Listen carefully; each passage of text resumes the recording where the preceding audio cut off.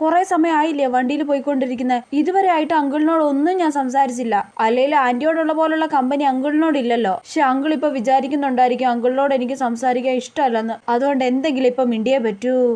ചിന്നുമോളെ പറ്റി ചോദിക്കാം. അങ്ങളെ ചിന്നുമോള് ടൂർ പോയിട്ട് എപ്പോ വരും? അവള് വൺ ഡേ ടൂറാ പോയേക്കുന്ന മോളെ, ഇന്ന് രാത്രി എത്തും.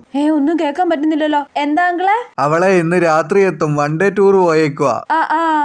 അങ്ങനെ അങ്കിളിനോട് മിണ്ടി. ഇപ്പൊ ആശ്വാസമായി. ഞാനേ ആദ്യം ടൂറ് വിടാതിരുന്നതാ. അയ്യോ, പിന്നെ എന്തൊക്കെയോ പറയുന്നുണ്ടോ? ഒന്നും കേൾക്കുന്നില്ലല്ലോ. മനസ്സിലായതുപോലെ ചുമ്മാ എന്ന് പറഞ്ഞുകൊണ്ടിരിക്കാം. അതെ അല്ലേ?